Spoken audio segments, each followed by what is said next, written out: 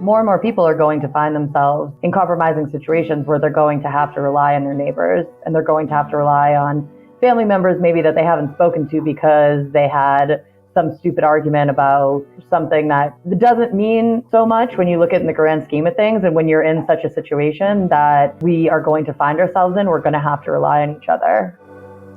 I guess it comes down to that, do you think humans are intrinsically good or evil? I think they're good. Welcome to the Staying Free podcast. Hope you're all doing well. Hope you're all enjoying the summer or winter, I guess, wherever you are in the world. I've just got back to Mexico and it is extremely hot and also very loud. So I apologize if you can hear the cars, the animals, the construction, all that stuff going on. It's never a quiet day in Mexico, but hopefully my new mic will help to block out some of the sounds going on outside. Anyway, I hope you enjoyed the last episode with Parallel Mike. Mike was kind enough to invite me on his podcast to have a kind of friendly debate, let's call it, about Bitcoin. And it was a really, really good conversation. Mike and I have different ideas on Bitcoin, especially in terms of its long-term value. But I think that having conversations like this, which are open and come from a place of respect and wanting to get down to the truth of the matter, that's what we need more of. So I definitely recommend you go and check out that conversation between me and Mike. Since that conversation wasn't actually released when I did that episode with Mike, I wasn't able to mention it in the intro, but I have now put a link to that episode in last week's episode with Mike. So if you're interested to hear that conversation, then shoot over to my last episode with Mike and there'll be a link there in the description. Now, for this week's episode, we have Erin Leigh, who's also known as Just a Thought on Twitter. Many of you will be following her already. So I saw that Erin had published an article on Substack called How to Harness Our Humanity. And I really liked the sentiment of the article. So that was the main reason I wanted to get Erin on the podcast. So we started by talking about the article itself. But as always on this podcast, we ended up talking about a whole host of different subjects, but generally themed around the idea of how we can bring people together and kind of heal these divisions in society to work towards a better future, which is actually in the service of the people rather than the globalist interests. What I really respect about Erin is that she's got a positive attitude and doesn't seem to get drawn into an us v them mentality, which is definitely something that I struggle with. But I think that it's super important to recognize who the real enemies are and to not get caught up in fighting each other. I hope you enjoy the episode. If you do, please give it a share on social media.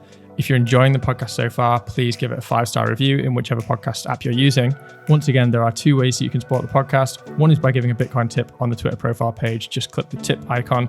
The other is to go to the link in the bio or the description of this episode, which will take you to Buy Me a Coffee, and that will allow you to give a small donation as well. Tips are hugely appreciated, and they will go directly to the cost of running this podcast. Final thing to note is I do intend to put this podcast on YouTube. If you're listening to this in the future, then you might actually be listening to this on YouTube already. I understand that YouTube is heavily censored, and I will have to censor the episodes in order to meet YouTube's community guidelines, but I'm going to make this very, very obvious in the episode. So if people want the full conversation, it will always be available, both from the podcast feed and on other censorship-free platforms. But for all its faults, YouTube is quite good at building an audience, and there are a lot of people who don't use podcast apps at all. So I may have to edit some bits out on YouTube, but I will make it very obvious when I do and direct people to censorship-free platforms. I might be being a bit naive about this strategy and I might end up getting kicked off YouTube anyway, but if that's the case, then nothing is lost. All right, enough of the intro. Let's get to the episode.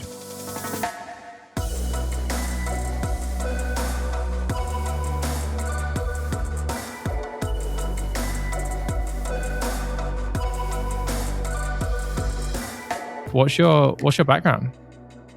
Yeah, I mean, nothing too exciting. I grew up in up north, kind of around like the Boston area. I've been in DC about 10 years now. And, I've done some work with like NGOs, NPOs, I've done some activist type stuff here in the area. But as of now, I mean, I work kind of in like I work with small businesses. I do some HR help with them, accounting, stuff like that. But as far as like stuff you see on Twitter, that's just kind of what's in my head that I'm putting up on the internet for everyone to see. Cool. Well, I mean, you've got like a big following on there. So where's that come from? I think that honestly, there's just a lot of people that, especially, I mean, I know that you're in the UK, right? Or well, yeah. You were. Okay, right. But in the US, there's just, I'm sure very similarly, like people are sick of this whole two-party system. They're sick of people always wanting to be boxed into groups and kind of aligning themselves with Team Blue or Team Red and kind of sticking to that, I think, for the rest of their lives. So I find that a lot of people that I interact with, that's kind of where they stand as well. They're just kind of sick of the whole thing. They're sick of actual electoral politics in general. I mean, we're kind of seeing over and over the same results, which is pretty much a definition of insanity, you know? Yeah, yeah. I definitely think that you've tapped into something which I think a few people have, which is that there's just, I think, been a gap probably for a while that's only just recently started to get filled, which is just for, as you say, like a kind of third way when it comes to politics and stuff, because there's a lot of people out there who feel kind of politically homeless. So, yeah, obviously that's kind of happened for you, and I think there's a lot of people who have kind of gained prominence in the UK as well. I guess just because there's so few people talking about these things. And yeah, I mean, I came across your article that you'd written, How to Harness Our Humanity. And it's a really good article. So I definitely recommend that people go and check that out. I'd like to just kind of get some of your thoughts on what spawned that. Like, where did the inspiration of that come from? Because it's really well written. I think just kind of, I guess, not to kind of go over the whole article here, because people should go and read it. But it kind of just talks about trying to essentially break down this division, which is kind of being forced on us in many ways, and to kind of relate to one another and find commonalities to, I guess maybe you're better at defining it, because you've worded it really well in the essay, but I'm probably not doing justice here. So maybe you can just give us a bit of a background about the theme of that essay, and also kind of your inspiration in writing it. Yeah, no, I mean, I think you nailed it on the head as well. I mean, essentially, it's really hard, I think, right now for people to stay positive, right? There's so much negativity in the world. And so we tend to kind of focus on that. And I catch myself in that as well, where I'm just kind of, this is horrible and the powerful are doing this and look at all of this warfare. And I mean, you get caught up in these things, but if we can kind of focus on the other end of it, which I think is, excuse me, our humanity in general, like I think that we don't talk enough about empathy. We don't talk enough about relating to one another. We don't talk enough about, even just something as simple as walking down the street and making eye contact with people and smiling and, talking to somebody that hands you your coffee, or just making connections in everyday life, I think is far more important than we realize.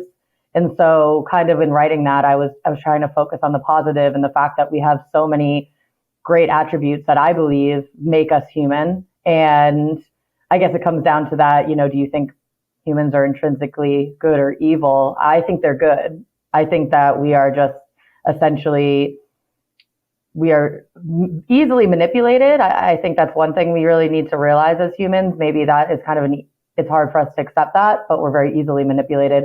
However, I think we're a product of our environment in a lot of ways. And if we had, a different option, which I believe we do, then I think you'd see a lot better from humans. And I think you'd find that people want to connect and they want to help each other out, and there isn't as much apathy as you would think. It's really more that people don't know what to do. Yeah, yeah. I mean, it seems that there's powerful people that seem to want, maybe you'd agree with this. I think that there is a kind of culture of everything should be done by the government. Everything should be done by large institutions or corporations, but actually just individuals connecting with one another seems to always just be kind of dissuaded. And I don't think that's accidental. Would you agree with that? Oh, for sure. Of course, because again, it's how many people, numbers, how many people do we have versus how many people do they have? And that's really well known, right? I think the problem becomes when you start to believe those things that are, like you said, being purposely put into our minds, that we have no commonalities. If you and I disagree about one thing, we must hate each other, and we should never try to talk about anything ever again, because we're never going to find common ground. And that's just, that's illogical. People every day have disagreements, or, they have difference of opinions. That doesn't mean that there isn't something you can relate to someone about deeply and connect with them and care about them. Yeah, I mean, it sounds like you've managed to keep quite a kind of holistic, or I guess empathetic attitude towards other people, given that there is so much division in the world, which I know I struggle to do. Like, I try to think like that, and I try to always try to think empathetically, but I definitely struggle, especially since 2020, when I think that it seems that for me, one side really overstepped the line in this kind of culture war, in terms of trying to take the freedoms of the other side, essentially. And I don't really like to use the term side, but I think that in this case, there definitely was two sides. There was people who were kind of standing up for fundamental freedoms, and other people who seemed to be able to, or be willing to kind of throw them away at the drop of a hat. So yeah, I guess how do you manage to keep that empathy? Is there something in the water over there in DC that makes people manage to be more empathetic? Because I would have thought that would have been actually one of the places where you would most struggle to find commonalities. I definitely don't think it's in the water in DC, right? No, I mean, I think it's more or less just reminding myself that, number one, I didn't always have the same opinions that I have now. So people can change. Maybe they grow or they evolve. Number two being that fear is such a huge tactic, and I think it's so manipulative and really disgusting that's used against us. And so I do want to give space for that. Of course, especially on Twitter when you have like all these silly kind of back and forth arguments, but some things can really stay with you. And there was a lot of, oh, well, you don't care about other people. You don't care about our children. You don't care about our elderly. And, you hear that over and over again. You start to kind of internalize those negative feelings. Like, why would someone say that about me? But at the end of the day, especially talking about, COVID in the past few years, it came down to fear. And that kind of makes me sad, I guess, more than anything, that people are so, or at least were so terrified that they lost that humanity. And I think throughout history, we've really seen that. I don't know that you can't, even say during Nazi Germany that a lot of the people, they did do horrific things. They went along with horrific things. I'm not excusing it, but it definitely came from fear. And I think if we can better understand fear and understand these, emotions that are used against us, I think we can learn to combat them. How do you get around that though? Because like, I totally agree with you that fear is a big obstacle that we've all got to overcome. But it does seem like there's a lot of people in society that maybe just have not reconciled. In my view, I think that people not reconciling the concept of their own death actually has led to a society which is totally irrational in a way, and kind of neurotic, because we do absolutely crazy things like, I never thought that we would see the day where people say, okay, I'm going to just lock myself in my home for like an indefinite period of time because I'm afraid of a virus, for instance. Because once you've kind of done that, once you've gone there, you're essentially saying like my desire to live, or my desire to kind of continue living without risk, essentially supersedes any other desires that I might have to actually live a fulfilling life. And there's so Mm-hmm. many people who seem to have that philosophy. So why is it that people like me and you can recognize that that is crazy, and other people seem to live like that? Like, I just don't, I feel like this is a recent phenomenon, and it's not happened throughout human history. It's almost like a kind of a glitch in the human psyche that's only happened recently. But I can't quite figure out exactly where this has come from. Yeah, I mean, I think that that's like a really interesting way to look at it. And I don't disagree at all. I think I was actually having a conversation recently with this, about this with a friend. And it's kind of like, we're changing from generation to generation when it comes to religion, because religion was definitely something that people have always held on to, to fill that gap in their mind of death, coming to terms with death. What happens when we die? These questions that we don't have answers to. And as we've gone on, we've kind of stepped away from religion for good reason. I mean, I don't know if you're religious or not. And I don't have anything against anyone that is religious. I don't believe in organized religion simply because of what's come of it. But I do think that I'm somewhat a spiritual person, and believing in some kind of connectivity or higher being than what we know of. But I think that huge gap for people is what causes this fear of death. And you said it really well, like, and then so you're so scared you're not even living. But again, we've never been surrounded by these screens throughout human history like we are now, that are constantly telling us like to just be so scared that all logic goes out the window. Yeah. So this is probably a good time to dive back a little into your history. Um, is your kind of current political philosophy, or I guess it's not necessarily a political philosophy, but a kind of philosophy of life, is that something that you've arrived at recently, or it's been kind of cultivated over a longer period? Like, what was your kind of belief system growing up, I guess?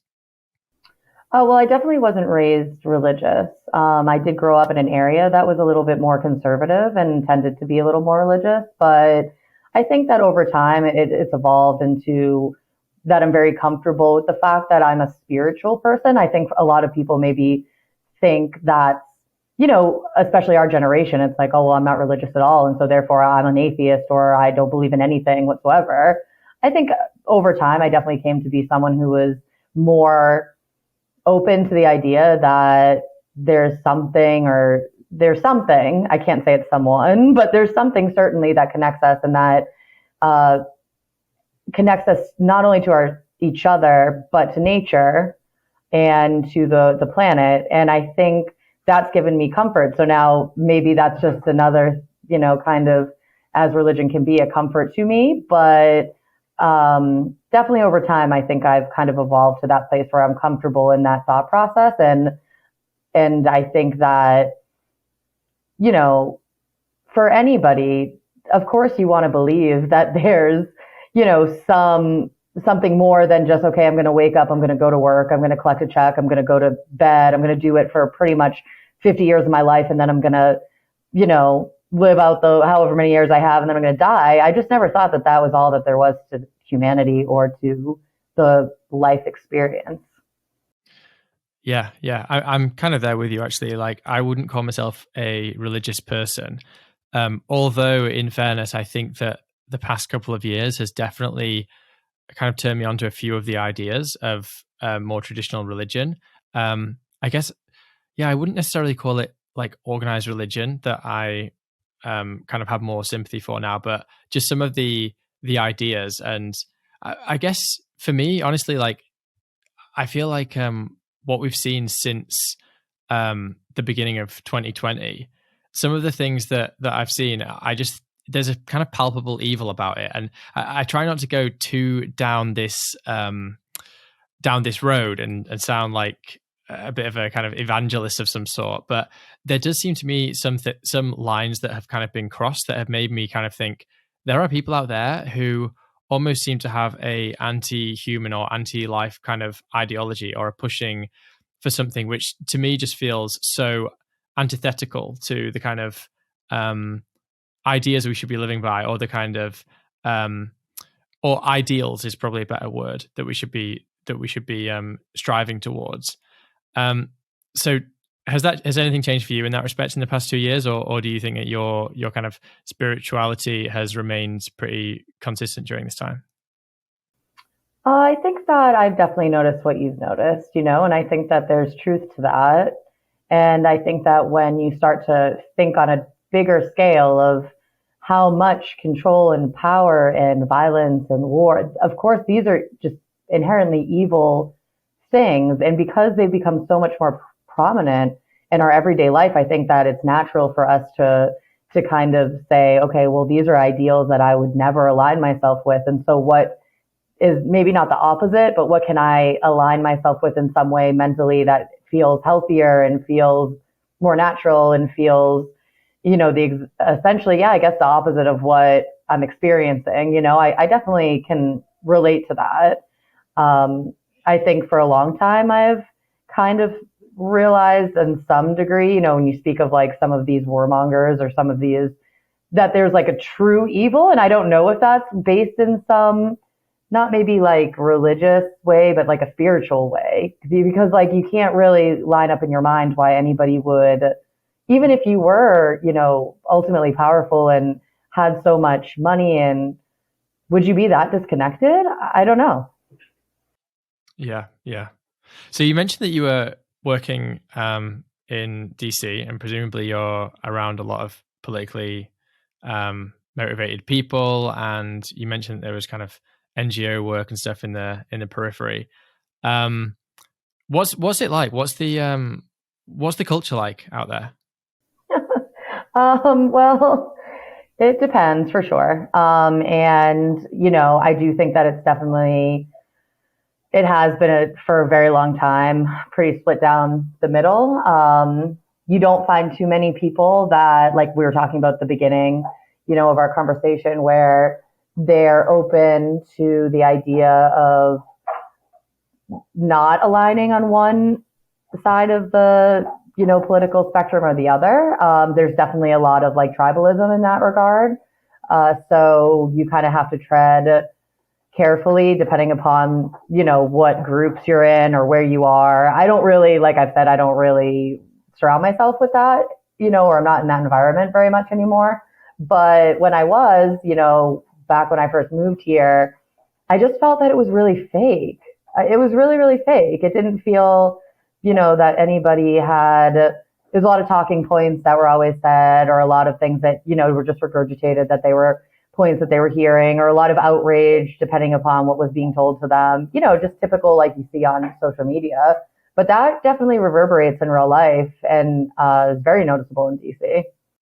Yeah, yeah. Just going back to your article a second, you mentioned that, well, in the article, obviously you're kind of discussing how people can come together despite some of the polarities and things like that that's going on in the world. How do you see that happening? Like, what do you think are the actual core values that we can get back to? Because I try to remain positive about this, but I also I kind of feel like these divides that we have in society are somewhat irreparable until there is a kind of a willingness to, how do I turn this? Like a willingness to compromise on one side. And I kind of feel like the value set that, someone like I have, and, presumably you'd be, if not in my camp, pretty close to it, which is, the fundamental ideas of things like, human freedom and, bodily autonomy and things like this. I kind of feel like that there's not going to be any budging on that.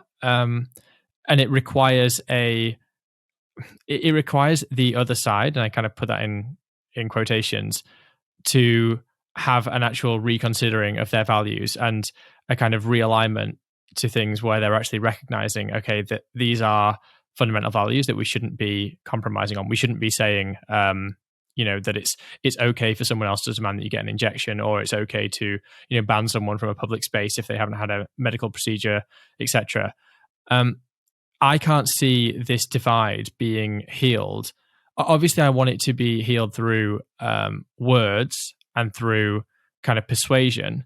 But my ultimate goal really is that I think that the people on the other side need to be persuaded towards our way of thinking. I can't see that many shared values, at least that aren't being contradicted, right? Because obviously there are some shared values we might all agree on, but I kind of think that some of those have been breached, and that kind of puts in jeopardy the whole structure, if you see what I'm saying. Like, I'm not sure if I've kind of if I've explained that correctly, but I guess what I'm getting at is where do we find that point of diplomacy between these kind of two very divided sides in your view?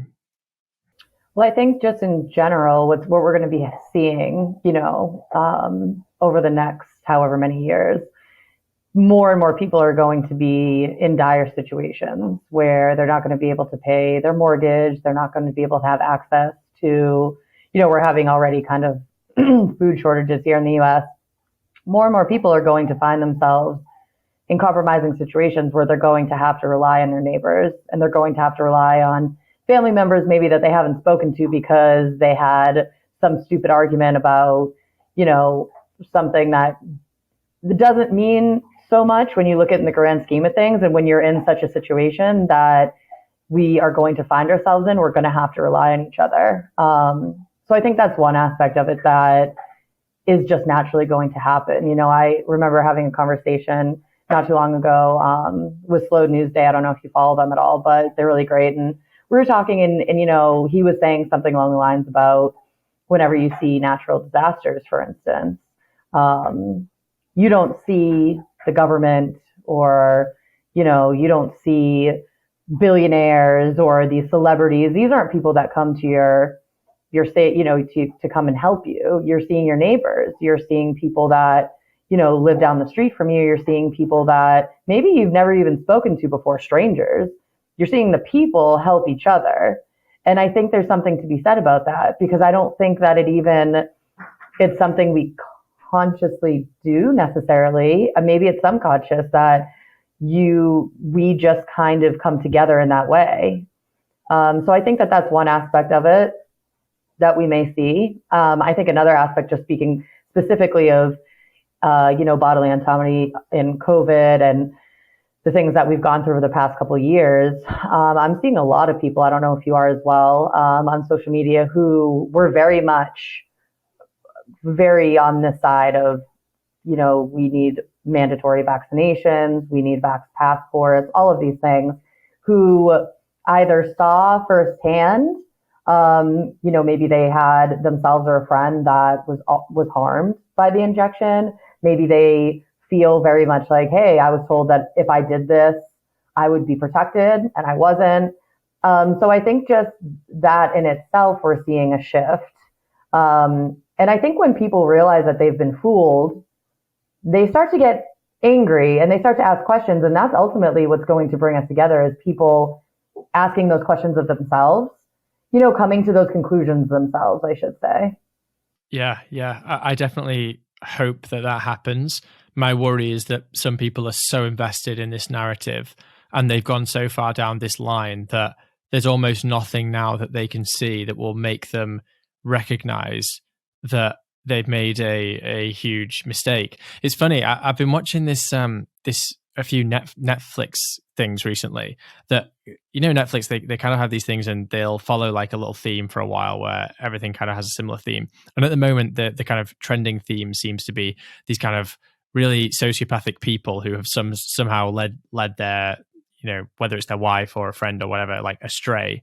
And the kind of commonality with some of these stories is that this kind of sociopathic person kind of tells someone so many lies that it's almost like it gets to a point where they don't want to admit they've been fooled. So they'll keep believing the next lie because the moment they stop, they have to kind of face the consequence of all of the previous lies and what that actually means about their kind of existence and where they've come to. And I actually feel like we're in a similar place when it comes to just on a much more wider, larger scale in society. It's like people have been fed so many lies. I mean, COVID, I think, put a lot of people over the edge, and people started saying, okay, well, this is just not true, and started to kind of face up to that fact. But for the people who haven't, they've swallowed a lie that's so big that it's almost like it's really difficult now to come back from that. It's really difficult to admit that you have been duped, because the kind of ramifications of that are so big. You're essentially saying, my government isn't there to protect me. My government, in fact, is doing quite the opposite. My government is completely lying to me and does not have my best interests at heart. So yeah, I really hope that people can come to that. But my worry is that as the lies progressively get swallowed, that people are just almost kind of browbeaten into just swallowing the next one and the next one and the next one, and are not going to come to this point of kind of reconciliation with what's happened and where we are, in terms of our trust for institutions and governments. Yeah, I mean, I think you're absolutely right. I think that really we're kind of in, like you said, on a larger scale, in an abusive relationship with the powerful. And I think that it's very difficult for people to come to terms with that. You kind of have Stockholm syndrome, or, you kind of just have to lie to yourself in order to accept that truth. Somewhere deep inside, though, that that's the truth. And there are people that come out of that on their own. And then there are people that, I think, like you said, they just continue so far down that path because they don't know how to come back from it. And I agree with you. There's plenty of people, who no matter what happens 5 years down the road, 10 years down the road, what happens tomorrow, they're not going to come to terms with that. That's just a reality. There's plenty of those people. But I think on a larger scale, there will be more of an awakening. I think there will be more of a having maybe a force of hand to come to terms. But just, I mean, for people like you and myself and many others, I also just, I guess I can't wrap my head around it being helpful if I were to be someone who wasn't empathetic or wasn't open to them possibly coming to those realizations, because, like what's the saying, you get more bees with honey than you do vinegar, or, like I think that there's truth to that just in humanity. And if I'm a divisive person and I'm constantly saying like, you're wrong, or, you're stupid, or you may even be dangerous, like given the past couple of years, then they're going to shut down completely. No one's ever going to listen to me on any level, or anybody for that matter, about a difference of opinion. So I guess that's kind of what I've tried to. You're not wrong. I've tried to stay in that mindset, but it can be very difficult. Yeah, no, I think your attitude is actually, bang on, because, I've definitely had my times when I've gone through being just really, really angry, like just frustrated. And I think in the heat of it all, when everything was kind of going on in 2020 and 2021, I just had a lot of anger there because I could see things just going in such a terrible direction and people were just kind of going along with it. And I think that now that we're kind of coming out of this, or at least, I don't know whether it's a temporary thing or whether this is going to kind of continue. But at the moment, the trajectory is in a good direction. There's that kind of space. And I'm certainly feeling much more like, okay, there's room to think a bit more now. There's room to be a bit more calm and a bit more collected, because we're not necessarily staring down the barrel of a gun as we were, at least with regards to the COVID situation. I know we've got a whole cataclysm of other stuff in the pipeline, right? But like, Right. At least for the COVID thing, it's not kind of, we're not like at this stage being marched to the gulag, right? So Right. there's time to have those conversations and be more empathetic. But you mentioned that in the future we're gonna have to be more community orientated, and we're gonna have to know our neighbors, etc. more. I'm interested to know, like, first of all, why you think that's going to be the case. Like, what's the change in society that we're going to have that's going to lead us there?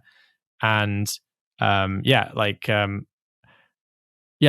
start there. But also, how you think people will adapt their behavior off the back of that. Well, I mean, I can't say for sure, right? I mean, there's so many different, like you said, so many different things in the pipeline coming. But I do believe that we've just seen this trend that there's no denying.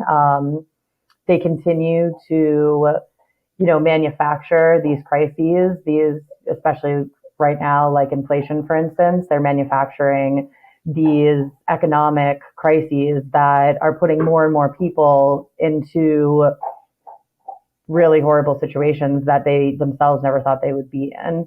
I don't foresee that changing. I can only foresee that getting worse, simply because I think once you have a population that doesn't have access to as many resources that they once had, number one, again, like fear that we've talked about, but number two, well, that's just easier to control. And I do believe, given kind of these groups that we're seeing come out of the woodwork and these names associated with like the WEF and stuff, and kind of seeing things on a global scale, they want like this global dominant, or not even dominance, I guess more like a globalized idea of what government means or what money means. And so I think that we're going to see a lot of that come to light in the next, I don't know how long, I would say probably sooner than we think, but where there's going to be a push for more control on the individual level given technology, right? Like we're going to see a push for digital IDs. We're going to see a push for, when they talk about things like climate change, whether travel restrictions, all of these things I think are definitely in the pipeline for humanity. And I do believe that people are going to realize pretty quickly, at least a lot of people, that this is not in our best interest. Like you said, there's always going to be people that keep eating lie after lie after lie, but I think it'll be interesting to see how many people really would think that would be something that would benefit them. But again, who knows? Because I think that it'll be something along the lines of probably climate change. I think we're going to see a lot of that coming up. Not to say climate change isn't real or not real, but to utilize it in a way that benefits the powerful, just like everything else that they do or that they tell us. That's kind of what I see happening. I don't know if you agree with any of that or what you see happening. Yeah, I mean, I guess this is where I have an area of positivity because I kind of feel like with some of this, I definitely have more of a negative attitude. But my belief is that every action has an equal and opposite reaction, and this is true when it comes to kind of centralization and decentralization. And at the moment, there is a push towards massive centralization and massive control over individual lives. And I think that this might work for a time, but I think that it will be in everyone's individual interest to do the exact opposite of that. So like as food becomes, more expensive, it's going to become more beneficial for people, for instance, to grow their own food. As money gets devalued, it becomes more beneficial for people to buy Bitcoin.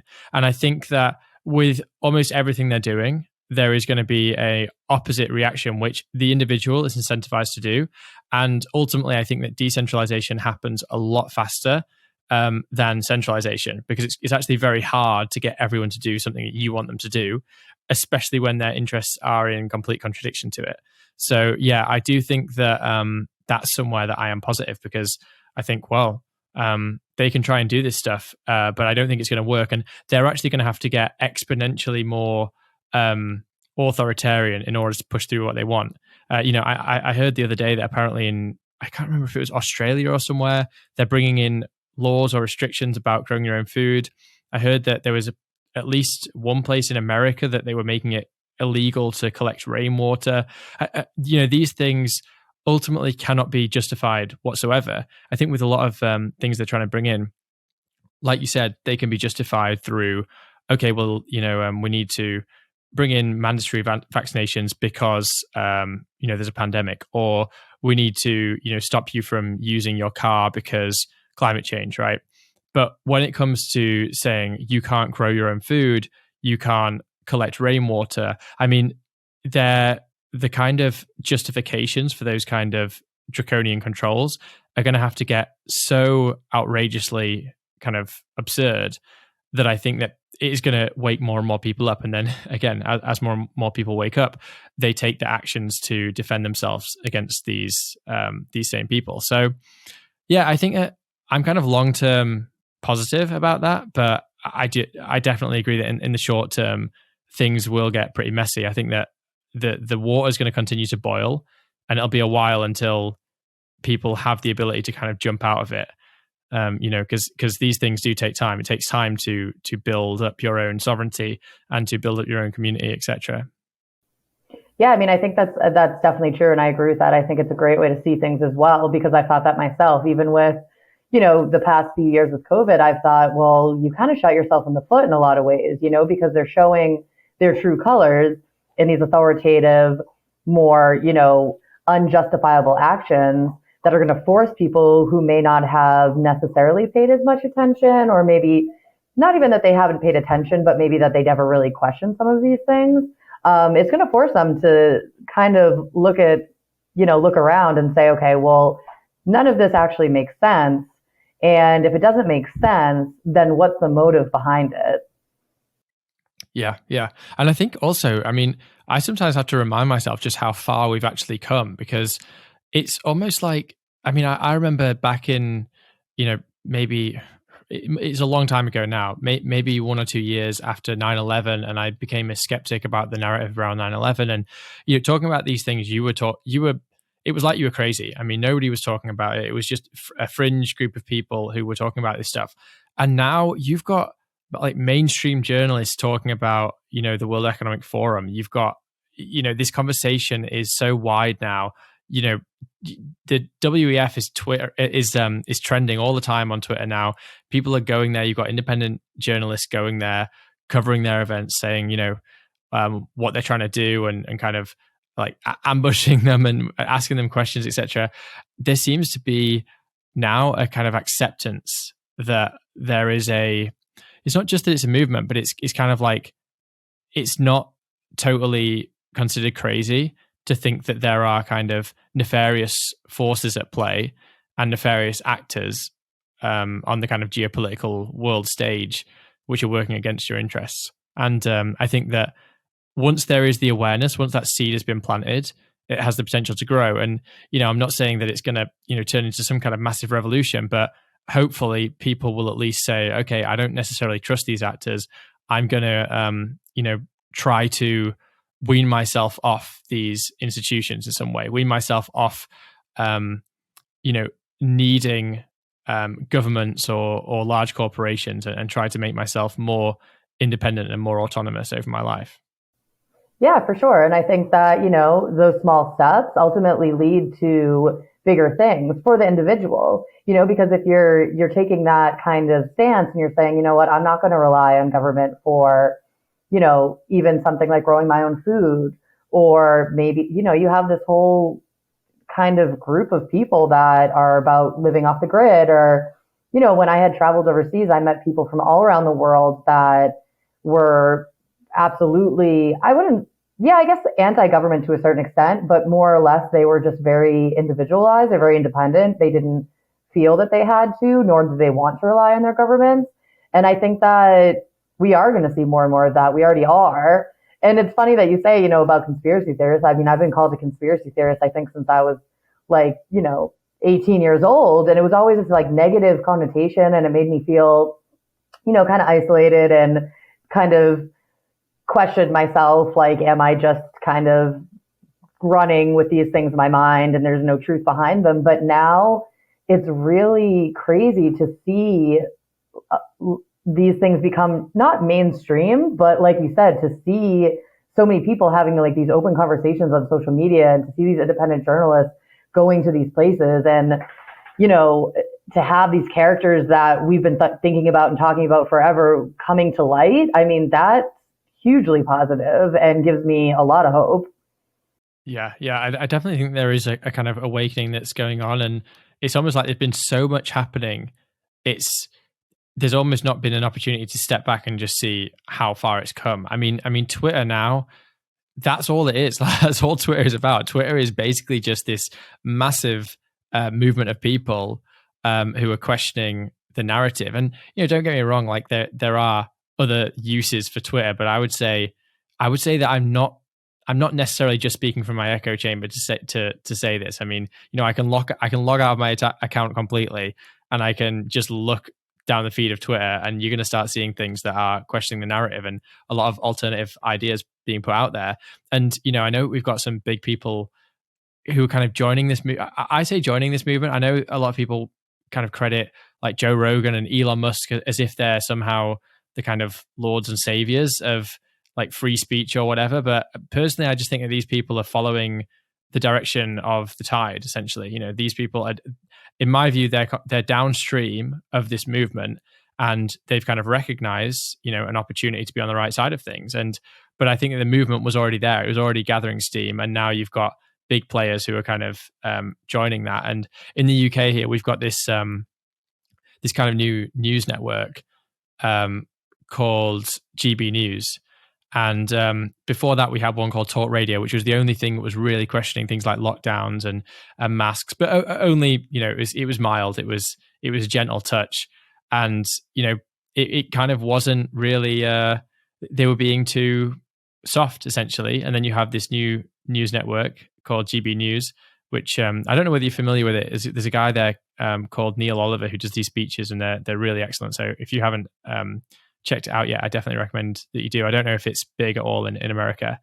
But yeah, this channel essentially is just kind of taking that conversation further and asking much more hardline questions. And I'm sure that if they went soft on these topics, there's an opportunity for someone else to come and step in its place. And you've got all of these independent journalists as well who are doing really well. So, I think that I've kind of lost the point of where I was going with this. But yeah, I think that there is a movement that's gathered so much steam, and it's almost kind of taken everyone by such surprise. We haven't even stepped back to notice just how much it has grown. Yeah, I mean, even look at independent journalism in itself, or some of the bigger journalists that stepped away from their outlets. I know Glenn Greenwald was a big one where he stepped away from The Intercept, and he went and I think he's basically, just completely funded by his viewership. And I mean, that in itself is huge. Generation right before us, even, I think, was very hesitant to listen to anything that wasn't mainstream.